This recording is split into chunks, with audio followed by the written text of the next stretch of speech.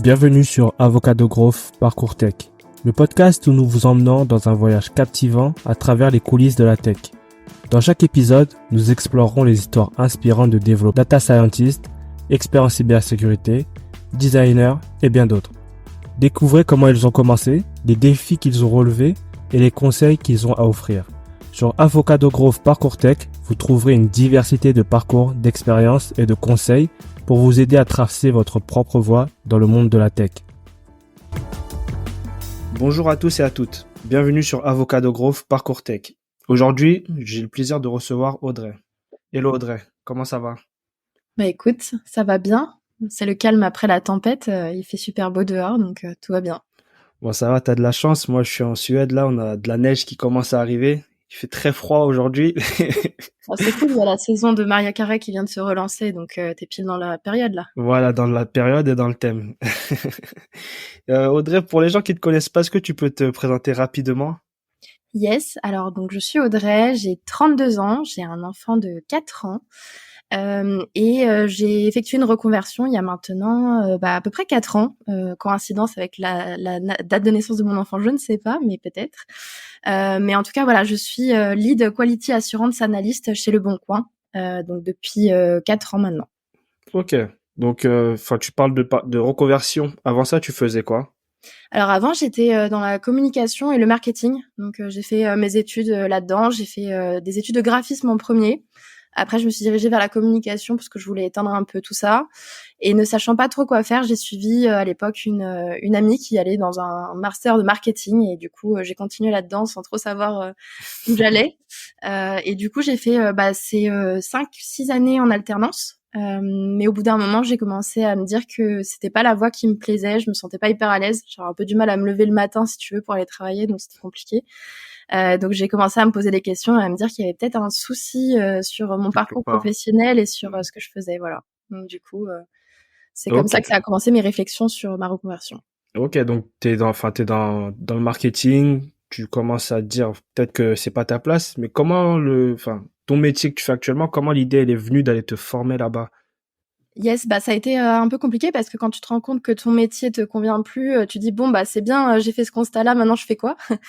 Et du coup, ce qui s'est passé, c'est que j'ai eu plusieurs étapes. La première, c'est de me dire bah qu'est-ce que j'aime dans la vie au quotidien, parce que l'idée c'était de me dire bah je voudrais faire un métier qui me donne envie en fait de me lever Mhm. et de kiffer quoi. C'est ça. Et donc je me suis rendu compte que j'aimais bien toutes les nouvelles technologies. J'étais un peu le helpdesk pour ma famille. Donc je me suis rendu compte que voilà j'avais une appétence pour tout ça et qu'il y avait peut-être quelque chose à creuser. Et donc j'avais des amis qui étaient développeurs, j'avais des amis qui étaient infra, enfin voilà, j'avais plusieurs typologies de métiers qui gravitaient dans cet environnement. Et je leur ai demandé comment ça se passait pour eux, qu'est-ce qu'ils faisaient, etc. Et en fait, ils m'ont parlé du développement principalement. Et moi, je me suis dit que c'était peut-être un peu trop pour moi et j'osais pas trop. Et en fait, il se trouve qu'à ce moment-là, j'avais une amie à moi qui faisait une reconversion et qui s'est dirigée vers la Quality Assurance Analyst. Et du coup, je me suis dit, ah putain, vas-y, raconte-moi, c'est quoi ton métier, de quoi ça s'agit. Et elle a commencé à me raconter tout ce qu'elle faisait. Et ça Mhm. m'a vachement plu. Et je me suis dit, bah, allez, let's go, ça correspond à ce que j'aime. Et en plus, je vais pouvoir me servir de mes anciennes compétences dans le nouveau métier. Donc, allez, on y va. C'est ça, c'est vrai que les compétences, tu peux les emmener avec toi, c'est tout bénef. Et du coup, tu prends cette décision-là, comment ça se passe? Tu cherches un bootcamp, tu essaies de chercher un centre de formation? C'est quoi ton Bah déjà la processus? première chose, c'est quand t'en parles autour de toi, t'as tes proches qui se mettent à paniquer, à dire bon, t'as un enfant, t'es au chômage, tu veux tout balancer ce que t'as fait pendant 6 ans et tout recommencer. Et au final, ça m'a juste conforté dans l'idée que c'était exactement ce que je voulais faire, mais pas en laissant de côté tout ce que j'avais appris, mais plutôt en essayant de m'en servir dans mon nouveau métier. Et j'ai commencé à chercher des centres de formation. J'ai vu qu'il y avait pas mal de mails que je recevais par Pôle emploi à l'époque qui dirigeaient justement dans l'informatique. Donc j'ai essayé de me greffer un petit peu là-dedans et Mhm. j'ai fini par recevoir un jour un mail de Pôle emploi justement qui faisait un partenariat avec Le Bon Coin et qui proposait de faire une formation appelée les Fantastiques. L'idée c'était d'accueillir 5 femmes en reconversion chez Le Bon Coin Donc ils viennent de parcours totalement différents. Donc moi je venais de la communication, t'en avais d'autres qui venaient de la psychologie. Enfin voilà, c'était vraiment des parcours différents. Et donc on a intégré une formation qui a duré 3 mois. Donc on a passé des entretiens au préalable. Hein. On était presque 2000 candidatures, je crois, à Ouais, l'époque. Donc quand c'était un même, petit hein. paquet de monde. Ouais. Et on a été 5 femmes à être retenues. C'était cool parce que c'était aussi dans le cadre Le Bon Coin qui voulait féminiser la tech. Et donc du coup, on aimait bien l'idée d'aller chez Le Bon Coin qui avait des valeurs, de se les reconditionner, tout ça, Mhm. c'est super cool. En plus de féminiser la tech, ça nous correspondait tout à fait. Et donc on s'est dit 3 mois de formation, c'est top. Donc on a fait avec un organisme qui s'appelait Asial à l'époque. Et donc on a passé 3 mois. Le seul point qui était un petit peu différent, c'est que Le Bon Coin, on est en agilité et que Asial avait des formations qui étaient en cycle en V parfois. Donc c'est vrai qu'on avait un peu du mal à se projeter parfois dans Non, finalement ce qu'on allait faire chez Le Bon Coin. Mais c'était cool. Et en fait, le postulat de cette formation, c'était qu'à la fin des 3 mois, on soit embauché chez Le Bon Coin en CDI dans la foulée. ok, donc tu vois, tu trouves une formation 3 mois chez Le Bon Coin. Mais enfin, juste pour revenir avant, c'est vrai que enfin, moi, quand j'ai eu mon fils aussi, j'ai eu la même réflexion. C'est que mon métier me plaisait plus. Et je pense que quand tu deviens parent, t'as quelque chose qui change comme ça. Et en fait, t'as envie d'être, je pense, plus heureux au quotidien. Ouais, moi j'avais une sensation de me dire ok, il va grandir, mais moi je suis pas fière de moi et je pense pas qu'il le sera parce qu'il verra une maman toute déprimée d'aller au travail, etc. Et ouais, ça m'a fait un petit électrochoc. Je me dis bon, faut que je change les choses parce que j'ai envie que ils se disent pas que le travail c'est forcément quelque chose de mauvais quoi. Moi je vais pas mentir, j'adore mon fils, mais j'adore aussi travailler et donc du Mhm. coup c'est super important de trouver un métier qui nous plaît et qui nous correspond. Ouais. Ouais, bah c'est pas mal si t'as pu trouver cet équilibre-là, parce que enfin, c'est souvent compliqué de le trouver. Donc revenons à ta formation. Donc tu pars en formation. Ça se passe comment la formation? Si vous allez sur place tous les jours, vous êtes Ouais, je sais pas si tu te rappelles en 2020 ce qui s'est passé. Je m'en rappelle. En gros, la formation, c'était fin d'année 2019, donc du coup, on allait en présentiel. Il y avait quand même pas mal de grèves aussi, de choses qui empêchaient qu'on aille sur place, mais bon, on était motivés, si tu veux, à y aller. Donc du coup, on a passé 3 mois, ouais, c'était en présentiel. On a eu 2-3 cours en distanciel, mais c'était vraiment pas l'idée de la formation. Puis moi, enfin, j'aime beaucoup le télétravail, mais je suis assez fan aussi de voir les gens en vrai. Et je pense que dans Mhm. un milieu où tu apprends en plus des choses, c'est quand Surtout même plus ça. intéressant d'être sur place parce que toutes ces petites conversations que tu peux avoir en off, ça peut vachement t'aider à avancer. Tu peux aller taper sur l'épaule du copain et essayer d'aller l'aider ou qu'il t'aide ou etc. Donc moi, je suis assez partisane d'apprentissage en présentiel, donc c'était plutôt cool. Mais par contre, la pénalité, c'est qu'en 2020, il y a eu le Covid et quand on a intégré Le Bon Coin, une semaine après notre intégration, on était en full télétravail. Donc t'imagines que tu viens d'apprendre un métier en 3 mois, que tu viens de te reconvertir et puis que tu te retrouves à connaître personne et Mhm. d'être à distance et à commencer à travailler à distance. Donc c'était un challenge en plus, mais bon, on s'est dit voilà, quitte à en avoir un, autant en avoir plusieurs. Hein. Ouais, mais c'est vrai que quand tu commences, enfin surtout dans ces métiers-là, c'est moi j'aime bien pareil, j'aimais bien les en présentiel parce que t'as ce petit contact, enfin t'as un apprentissage, tu connais pas encore bien les choses et même dans l'entreprise, c'est voilà, quand t'es sur place, on sait, bon c'est le nouveau qui est arrivé, on essaie de te mettre plus à l'aise et à distance, c'est un peu plus compliqué ça. Moi aussi, j'ai vécu la même situation. Ok. Je suis arrivé à Stockholm. Heureusement que ici, il y avait pas les mêmes règles qu'en France, donc j'ai pu aller au bureau tranquillement. Mais non, c'est vrai que c'est très compliqué à distance quand t'es Ouais. junior.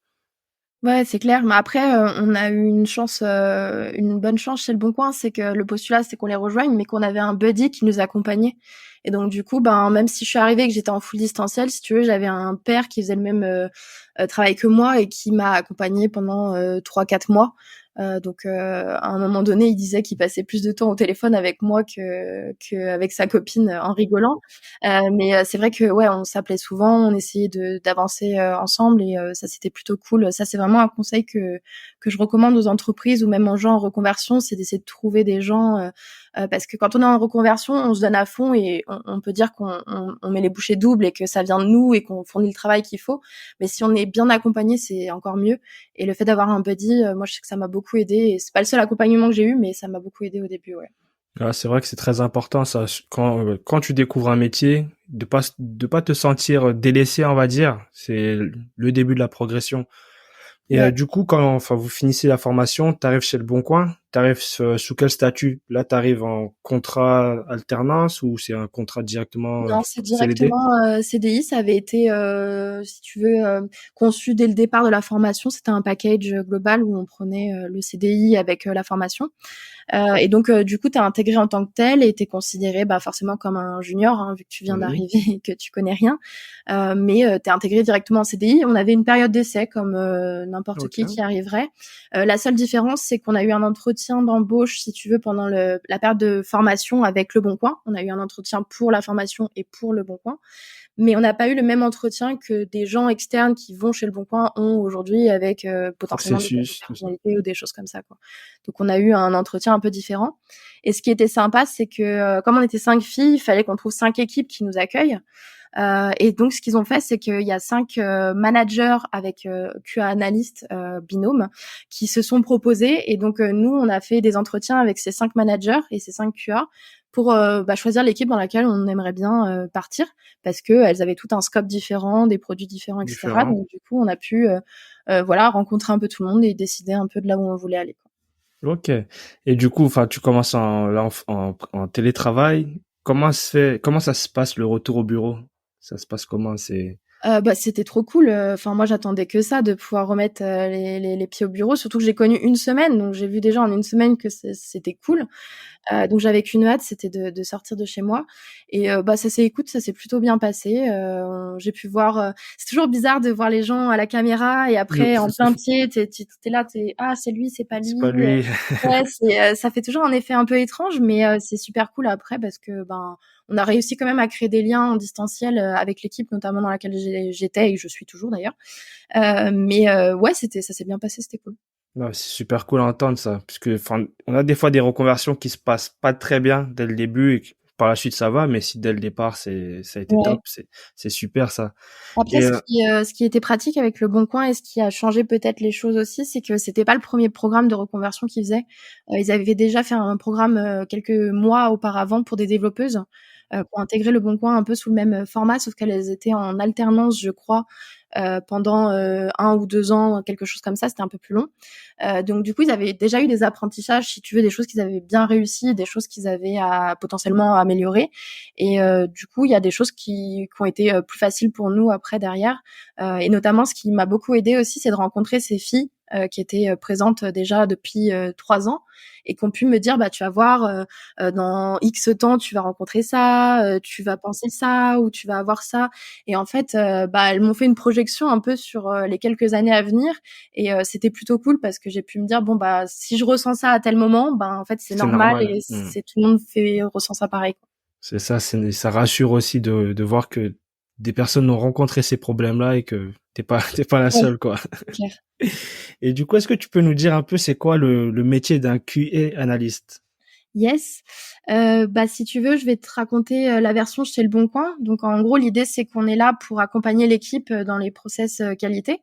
Et donc, faut imaginer que sur le développement d'une fonctionnalité, donc nous, on est en sprint chez Le Bon Coin de 2 semaines, et on a une partie qui va de la conception produit à la mise en production, comme à peu près toutes les équipes, je pense, dans l'IT. Et du coup, ben, le QA, il est présent à toutes ces étapes-là. Donc, dès le début, dans ce qu'on appelle le refinement, où genre on est là pour vraiment mettre en avant bah, les cas un petit peu spéciaux, apporter notre connaissance produit, poser des questions sur des choses que si je tourne l'écran et que je mets le doigt là et que je mets le pied là, qu'est-ce qui se passe? Donc on est là un petit peu pour retourner le truc dès le début. Donc ça permet de sécher pas mal de, si tu veux, de futurs problèmes qui pourraient arriver parce que bah, on essaie d'imaginer les cas un peu les plus chelous. Et donc, bah, une fois qu'on a fait ça, donc faut imaginer qu'après les développeurs partent sur le développement de la fonctionnalité et que nous, pendant ce temps-là, bah, on prépare tout ce qui est plan de test, donc pour participer aux tests manuels qui arriveront après. Sachant que chez Le Bon Coin, on a la particularité, c'est de faire les tests manuels, mais d'essayer d'être là en amont aussi pour concevoir tous les typologies de tests qui vont être faites. Donc en fait, si tu veux, pendant le refinement, on va définir des cas de tests, on va appeler des user acceptance tests, et on va se dire, bah celui-là, ça va être un test d'intégration, celui-là, ça va être un test unitaire. Et on essaye, si tu veux, comme ça, de les dispatcher. Comme ça, nous, QA, quand on fait le plan de test pour les tests manuels, on sait déjà ce qui va être couvert par les développeurs. Et nous, on va savoir sur quoi se focuser de plus important pour pouvoir justement faire ces tests-là et faire aussi des tests exploratoires autour de la fonctionnalité pour avoir une largeur un peu plus présente. Et après, on est là, si tu veux, pour trouver les bugs. On va pas cacher que c'est aussi notre rôle. Moi, j'avoue que j'aime bien trouver des bugs, pas dans le sens où j'aime bien embêter les développeurs en trouvant des bugs, mais plutôt dans le sens où, en fait, c'est un peu comme les incidents, si tu veux, ça permet de se remettre en question et de se dire, bon, il y a eu un bug, posons-nous et essayons de voir qu'est-ce qui s'est passé et comment on peut éviter de le reproduire. Et c'est vraiment cette phase-là que j'aime beaucoup parce que c'est la phase où en fait on apprend de ce qu'on fait et on essaie de pas refaire la même chose. Et donc c'est quelque chose que j'apprécie beaucoup. Et sinon, pour terminer, on gère pas vraiment la mise en production, c'est plutôt côté développeur, mais on est là quand même pour suivre le Accompagné. truc et accompagner.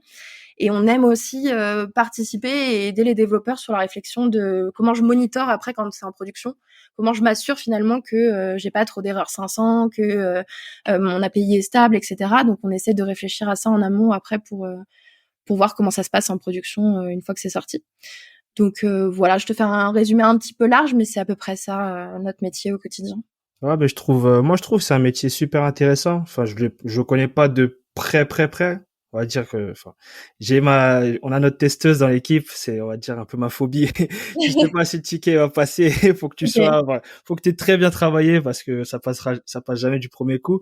Mais ouais, Ouais. je trouve ça vraiment intéressant, moi, parce que nous, on est plus dans cette phase où on va faire le ticket, on va coder, on va faire ces trucs-là. Et on pense pas à ces trucs, par exemple, tourner l'écran, comment Ouais. ça va être et tout. Nous, on pense plus, enfin, moi, je pense pas beaucoup à ces détails. Et je trouve ça Ouais. super important d'avoir ça dans son équipe, quoi. C'est pour ça qu'on les pousse le plus en amont possible, si tu veux, c'est pour éviter justement qu'on te tombe dessus après en disant ah mais quand je retourne l'écran ça pète. C'est justement le but, c'est d'essayer de faire le plus de shift left possible pour éviter d'avoir à remonter les bugs après, parce que c'est en vrai c'est pas confortable pour tout le monde d'avoir Oui, des bugs. Donc, du coup, après il faut pas que nous on s'empêche de les remonter quand même. Ils existent et il faut qu'on les mette en avant. Mais si tu veux, euh, moi je pense qu'il y a quelque chose à casser un peu dans certaines entreprises de ce côté un peu guéguerre entre développeurs et QA, parce que c'est pas dans toutes les boîtes pareil, quoi. Nous, on essaie d'être dans le même bateau, si tu veux, et Mm. l'idée, c'est qu'on délivre un produit de qualité à nos utilisateurs, in fine, donc c'est ce qu'on essaye de faire tous ensemble. Non, mais c'est totalement ça. Moi, je sais que dans notre équipe, si notre testeuse n'est pas là, c'est compliqué, quoi. Nous, on n'a pas cet œil-là. Moi, j'ai pas l'œil qu'elle a. Ouais. Voilà. Après, je vais pas te mentir, il y a des équipes on n'a pas des QA analystes dans toutes les équipes chez Le Bon Coin. On est quand même 45, donc ça commence à faire un petit paquet Mm. de gens. Mais il y a pas des QA dans toutes les équipes et ça se ressent effectivement parfois. Et puis après, je vais pas te mentir, des fois quand le QA de l'équipe est pas là, l'équipe le ressent aussi. Donc bon, c'est pas plus mal. Ça veut dire qu'on est utile quand même. Oui, bah oui, de toute façon, si on en a des QA dans l'équipe, c'est que, voilà, on en a besoin. Je pense que, ouais, comme tu dis, il faut qu'on collabore et on va dans la même direction. C'est qu'on doit donner un produit à l'utilisateur qui soit satisfaisant et t'as pas envie de donner quelque chose qui a plein de bugs t'es pas Ah, c'est fier, ça. quoi. Tu veux pas être fier d'avoir un truc avec Après, il plein vaut de mieux bugs. trouver un bug dans les phases de test qui sont pas Voilà. du tout en production, plutôt que de s'ouvrir un incident et d'alerter la terre entière après parce que on a laissé passer quelque chose. Même si, comme je te l'ai dit tout à l'heure, moi les incidents c'est quelque chose que j'aime bien aussi. Donc, Bon, ça va, alors, dans les deux cas, t'es toujours tranquille. ouais, Est-ce que merci. tu pourrais nous dire des points positifs que tu trouves dans ton métier aujourd'hui? Ouais, alors un des points que j'aime le plus, c'est justement d'être dans une équipe pluridisciplinaire. Si tu veux, dans mon équipe, il y a des PO, il y a des développeurs, il y a un manager, il y a des UX, UI, enfin voilà, il y a plusieurs personnes. Et ce qui est cool, c'est que je dois être en relation avec toutes ces personnes-là. Et ce qui est d'autant plus cool, c'est que comme j'ai travaillé dans la communication auparavant, je peux m'appuyer un petit peu sur mon expertise d'avant pour justement pouvoir m'adapter aux personnes avec qui je parle en face, parce que tu parles pas de la même façon à l'un ou à l'autre. Et puis tu as des gens à qui tu dois formuler un petit peu mieux les choses, tu as des gens où tu peux être un peu plus direct. Enfin voilà, donc du coup ce qui est plutôt cool, c'est moi j'aime bien être en relation avec plein de gens. Ce que j'aime bien aussi dans mon métier, c'est qu'on est un peu dans une position neutre, si tu veux. On est entre la tech et le produit. Alors chez Leboncoin, on est considérés comme des techs, on est dans la partie tech, donc ça c'est plutôt cool.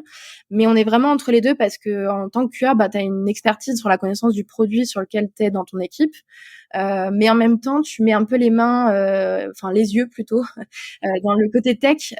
Typiquement, on fait des tests Cypress, tu vois, sur le web.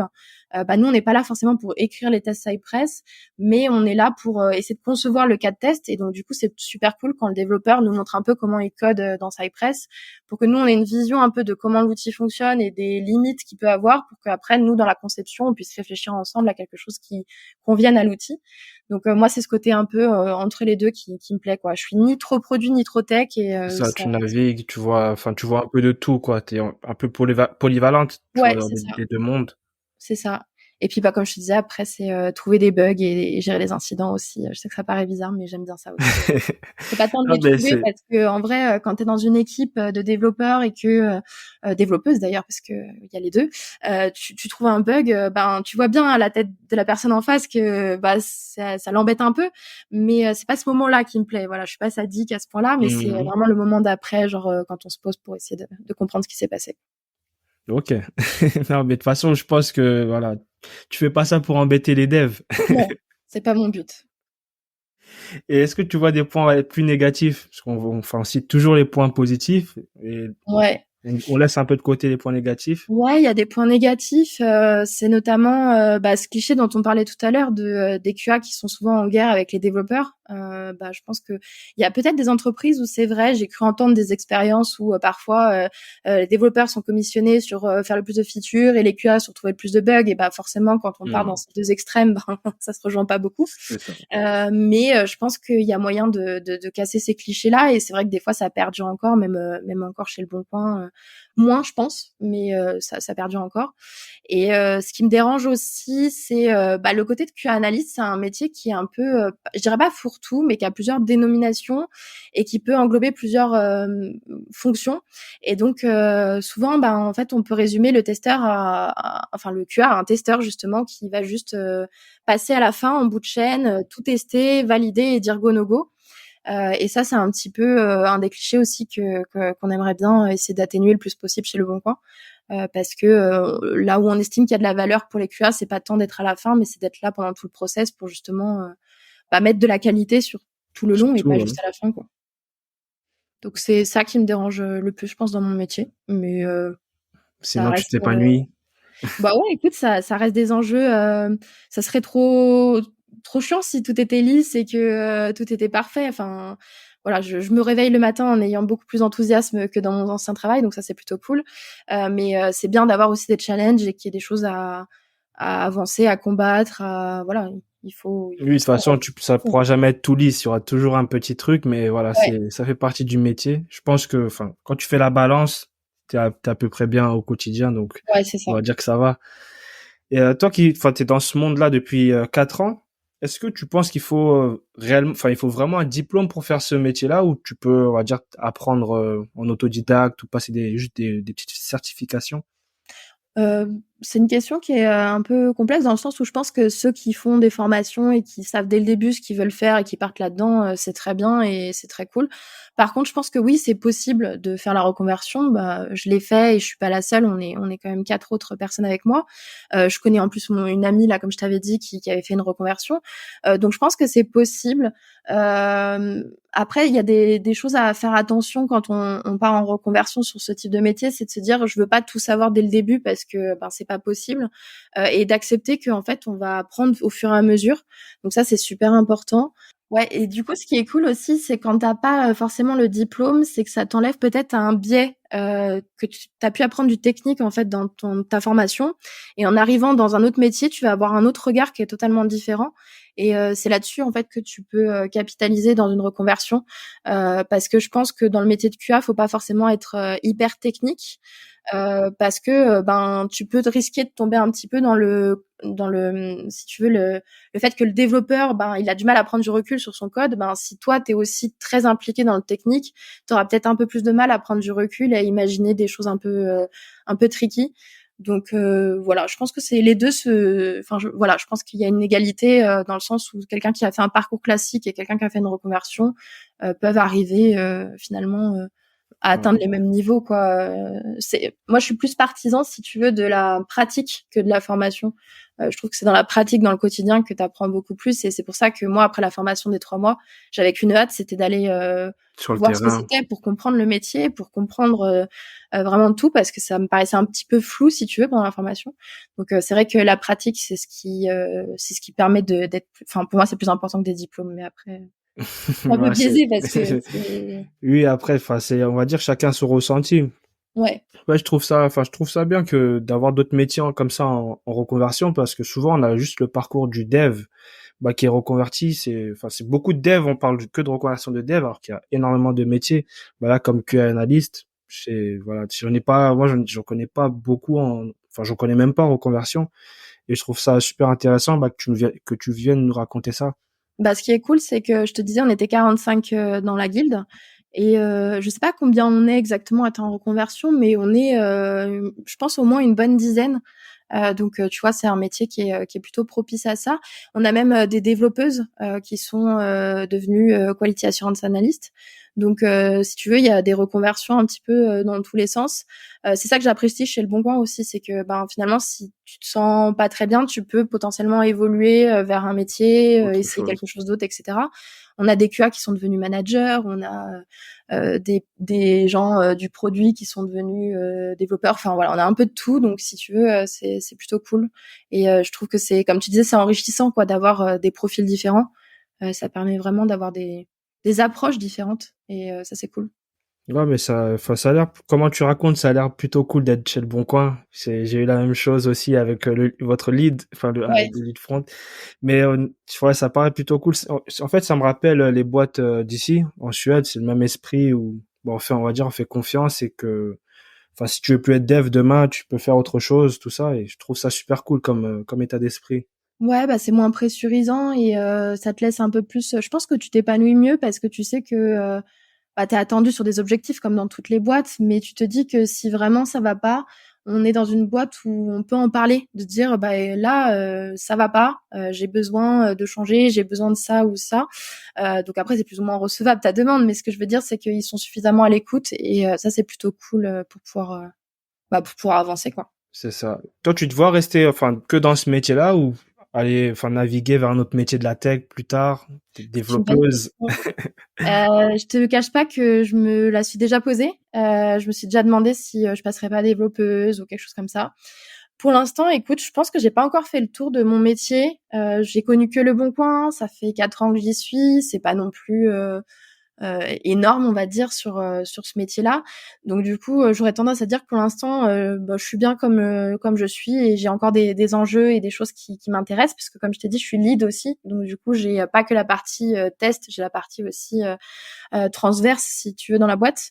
Donc pour l'instant, ça me plaît toujours, mais je te cache pas que je dirais pas que je resterai toute ma vie dans ce métier. Je pense que ça va être un peu comme mon parcours, si tu veux. J'ai évolué en fonction de ce que j'aimais dans la vie et j'ai Mhm. appris à chaque métier ce que j'aimais et ce que j'aimais pas.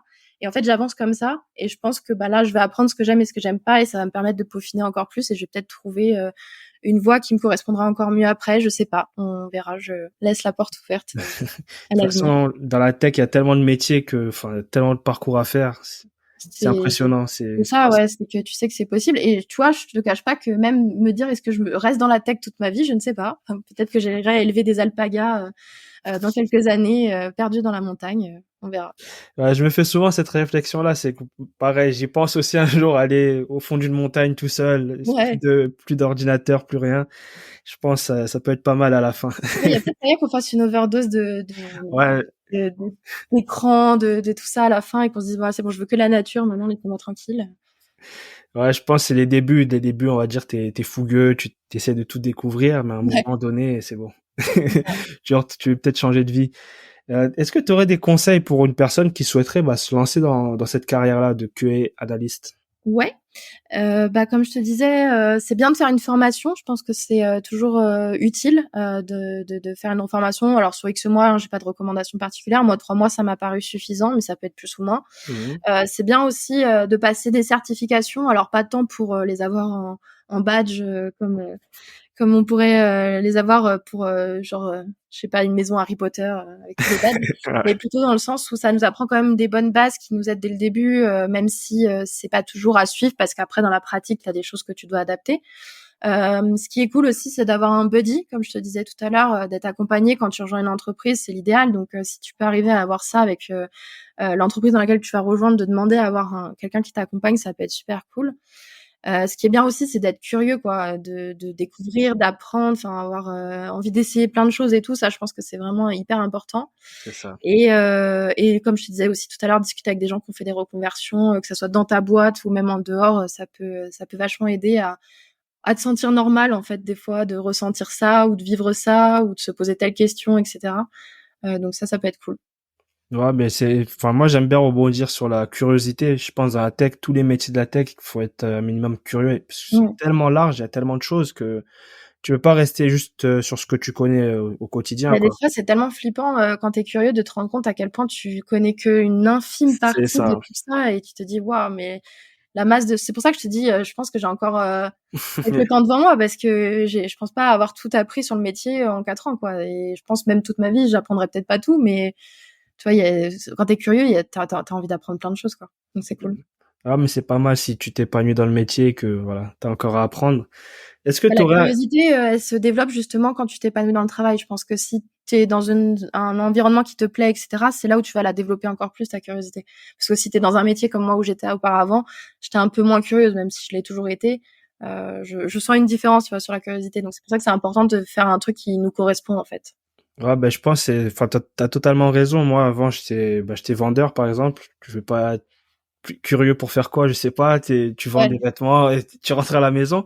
Et ouais, depuis que, je suis rentré dans la tech, t'as envie de voir, enfin, comment ça fonctionne, tel métier, comment tel outil fonctionne. T'as envie de tout toucher et je pense que, ouais, il y a trop de Ouais. choses à voir. Bah, c'est ça où il faut faire attention. C'est que en étant trop curieux, t'as envie de toucher à tout et t'es frustré. Donc, il faut apprendre c'est un peu comme quand tu vas dans une conf et que t'as genre, what millions de sujets. T'as envie de tous les voir et tous les consommer. Et ben, faut arriver à te dire, bon, je serai pas efficace si je les prends tous. Je vais choisir ceux que je veux. Je vais me focus dessus et, déjà, si je retiens tout ça, c'est déjà bien, quoi. Ouais, non, c'est vrai qu'il faut se cadrer, sinon on se perd trop facilement. Yes. Est-ce que tu aurais un petit mot de la fin, je sais pas, une citation, peut-être, t'as des conférences qui arrivent, un truc comme ça? Un mot de la fin? Non, j'en ai pas particulièrement. Je suis contente d'avoir fait ce podcast avec toi. C'est une expérience sympa. Sinon, non, je sais pas trop quoi dire pour le mot de la fin. Mais moi, ça m'a fait plaisir de t'avoir. Donc, comme je t'ai dit, ça change d'avoir que des devs, tout ça. On voit d'autres métiers, on voit d'autres parcours aussi, qui est super intéressant. Peut-être que ça va en inspirer à prendre, enfin, peut-être des personnes sont intéressées par ce métier-là, mais n'avaient pas entendu parler. Donc, c'est toujours bien d'avoir tous ces profils-là. Ouais, bah peut-être le mot de la fin, ça pourrait être, j'espère qu'il y a des développeurs qui vont se sentir plus apaisés avec leur QA analyste après m'avoir écouté, en disant qu'on cherche pas à nuire aux développeurs, peut-être. Ouais, c'est important de le souligner quand même.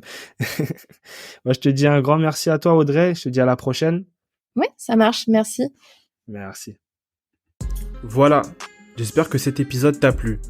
Tu peux me soutenir en mettant une note sur Spotify ou Apple Podcast et en partageant cet épisode à quelqu'un de ton entourage. Je te donne rendez-vous dans 2 semaines pour un nouveau parcours tech. En attendant, retrouve-moi sur mon Twitter, MangeJS. À bientôt.